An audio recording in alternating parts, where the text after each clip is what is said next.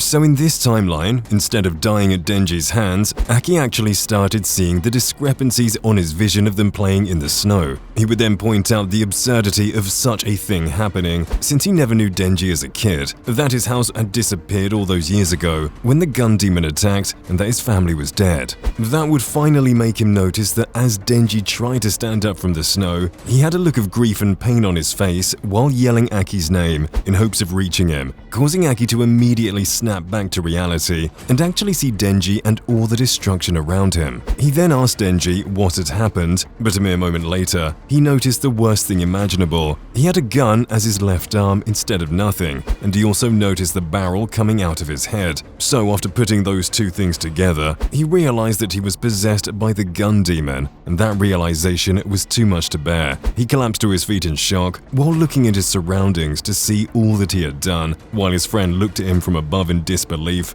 that he came back to him and power. Denji had a rush of emotions going through him at that moment, and the happiness he felt drove him to Aki's side as he hugged him and welcomed him back, putting an end to the new massacre of the gun demon. And since Aki survived this fight with Denji and recovered control over himself, Denji's mental state didn't deteriorate, thanks to the guilt of killing him, meaning that he won't be depressed and therefore he shouldn't run into Makima to then become a pet. Instead, as the days passed on their new apartment, Aki's worries grew more and more because the future that was shown to him by the future demon hadn't happened yet. But this time around, he knew that it was impossible to ask Makima for help, since he killed multiple people as the gun demon, meaning that he would surely be forced to join the force. The fact that he even wants anything to do with her after what she did is because Aki can't remember the contract that he made with her, meaning that he still thinks of Makima as an ally and the woman he likes. And since she wasn't an option, Aki would end up taking power with him to visit the second best person to solve the problem, Captain Kashibe, leaving Denji alone on the apartment for the entirety of the day.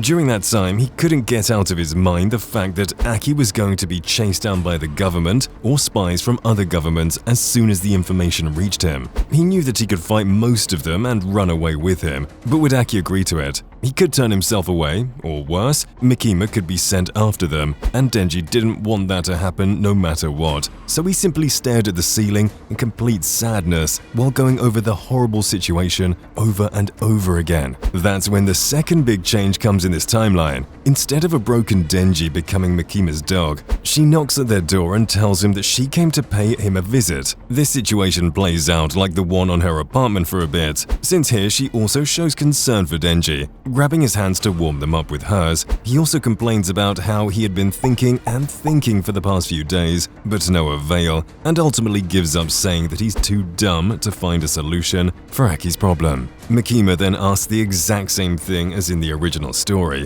What would be the wish that he wanted her to grant him? To which he undoubtedly answers that he wants to keep Aki safe, and once again their contract is done, she gains control over Denji as she had planned. While all of that was happening, another one of our big differences in this timeline was taking place as well. Aki and Power were in a safe place with Captain Kashibe as he explained them the plan that was about to take place to eradicate Makima, or at the very least, vanquish her to hell. For Aki, the whole situation was almost unbelievable until the captain reached the part about the last apparition of the gun demon and showed him pictures of Makima at the beach using him and others. He had no recollection of those events, no matter how hard he tried. It was like his memories before meeting with her at the beach and up until Denji woke him up were not there. Ultimately, he decided to believe most of what he was told since the evidence was there, and it would have been impossible for anyone else to take down the gun demon. With that out of the way, he noticed another important detail that simply was more bad news. If all of that happened, it meant that Makima had a contract with him,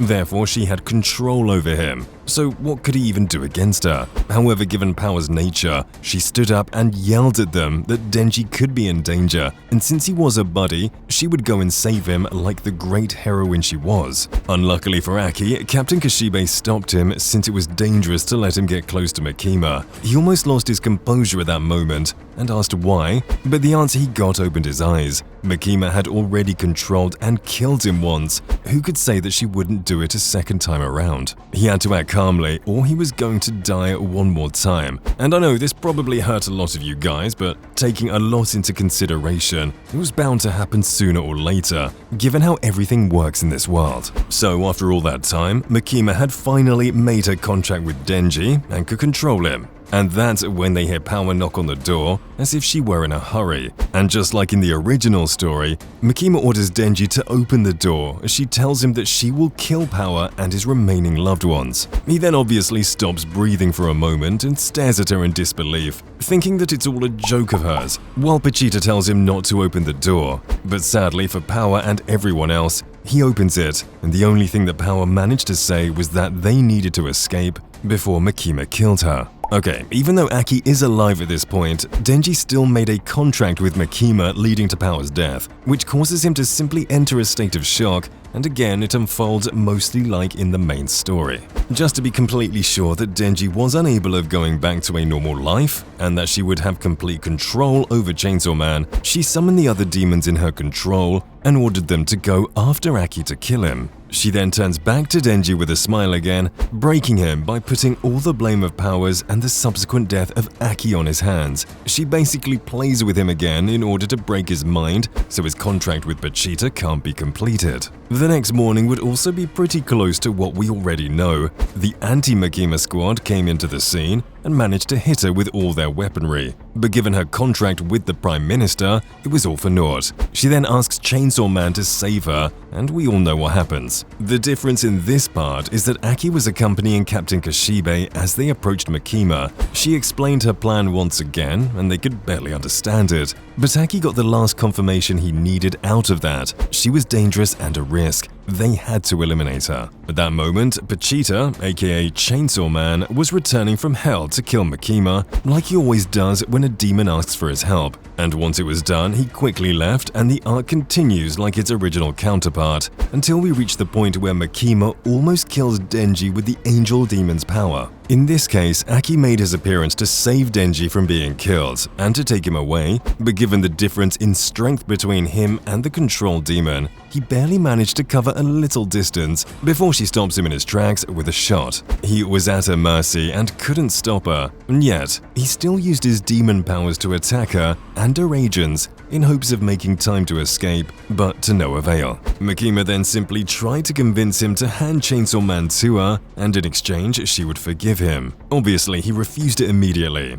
He wasn't going to hand him over. Denji had to live, so she slowly shot at his limbs to take him away. And that's when Pochita asks for Power's help, so she manifests in her blood demon form to help them escape. With two demons together, they managed to do it, reaching an alleyway where they collapse since she still retained a crazy amount of damage. In here, Aki would insist in giving her his blood so she could recover, but she dismisses it by telling him that she's going to disappear in a short time, and a conversation with Denji goes exactly the same way, just that this time around, she says goodbye to both of them, entrusting them with the mission of finding her. Sometime later, they wake up after recovering from their wounds, and Kashibe asks them if Denji is himself again. He simply nodded, and we cut to them hiding inside the safe house. Given that Aki is still alive at this point, everything would happen a little differently, but ultimately in the same way. Denji accepted that he was a brainless idiot who suffered by his own hand. He should have thought seriously about the decisions he made, instead of blindly following someone's orders. Aki couldn't help but laugh at what he was saying. He finally managed to understand his flaws and actually grow as a person. He thought that Denji would never change, but was happy to be proven wrong. Having said that, he also reminded his friend that there were moments in which he had good ideas that helped those whom he cares about, like in the looping hotel and such, that he would surely come up with an idea to kill Makima for good, even if it sounded crazy or too stupid to be true. Aki would help him kill his previous love to protect everyone. However, Denji couldn't stop loving her no matter what, to which Aki mentioned that he could be onto something with that. But before they continued, Aki had to force Denji to think of a plan involving the two of them, because knowing him, he would want to do it all on his own. Alright, so eventually Denji did come up with a plan where Aki could help, just like in the main story, where Pachito controlled another body and Denji was hidden waiting for his opportunity. The only difference was the addition of Aki to the equation to minimize the risks of the operation, since it would be the end of everything if the control demon got a hold of Pachita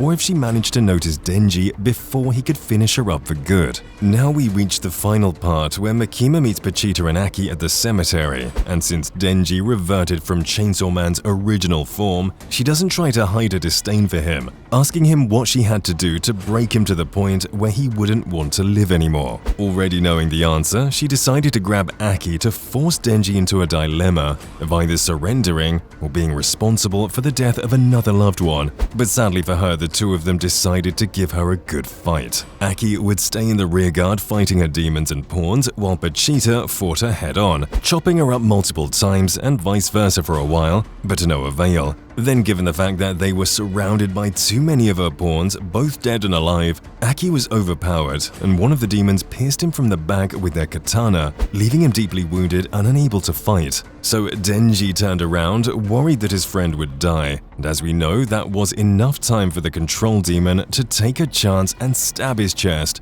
ripping it wide open to take his heart out, or in other words, take Pachita away from him. This part also basically plays like the story. Makima never noticed Denji's presence, and he used the chainsaw made with Power's blood to defeat her with the power of his love. Once he confirmed that she was dead, or at least wouldn't come back thanks to the chainsaw's properties, he rushed to Aki's side to confirm that he was alright, and thankfully he certainly was, thanks to his demon regeneration. But just to be sure, Denji gave him some of his blood to speed up his recovery. He then told Aki that he should grow up and stop depending on him so much, because he had saved his ass twice by that point. And then they started arguing like they always did, as the family that they were. We then cut once again to both of them in their apartment, where Aki is sitting at the table and Denji opened the door to receive Captain Kishibe. He comments how Denji's plan worked thanks to a miracle, that hopefully he won't die in the process since he's perfect for the job at the public safety department, and then leaves. Aki goes and asks him again if he's sure that his idea would work, since it's based on a workaround for a contract, to which Denji reassures him that it should be alright,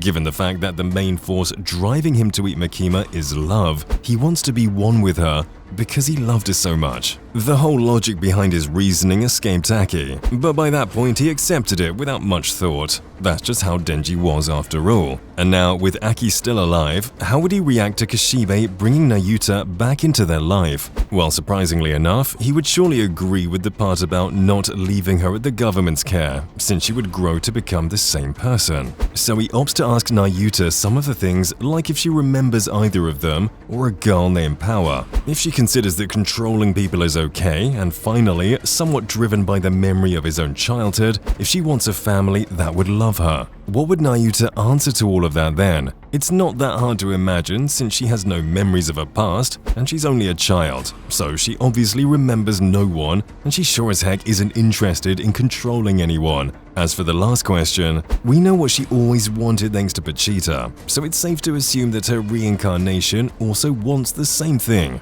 meaning that Aki would be satisfied with it, and he would coerce Denji into accepting the responsibility of taking care of Nayuta, as a way for both of them to repay what Makima did for them at the beginning. Skipping a few days again, Denji would be enjoying his time with her in the main story. But with Aki thrown in there too, it's easy to assume what it would be like. It would surely remind us of the old times when Makima was around with them, Aki being the big brother who takes care of those two, make sure everything is alright, while Denji is the more laid-back and troublesome one who's always causing Aki headaches. As for Nayuta, she is obviously not Power, so she shouldn't cause any problems. Rather than that, it's pretty plausible that she would be the voice of reason in their household, keeping her family together and at peace. And finally, don't forget guys that Aki, being who he is, would wait some months while he makes a plan to rescue their beloved Power, since both he and Denji knew the way to bring her back, meaning that in this lifetime he can convince Denji to go to hell and bring her back alongside them, and to put it in Power's own words, make Power herself again. Or would he abandon his job at public safety to convince Captain Kashibe to help him look for the reborn Power in Japan, or maybe around the world, while Denji stays back, taking care of Nayuta and going to high school like he should have since the very beginning?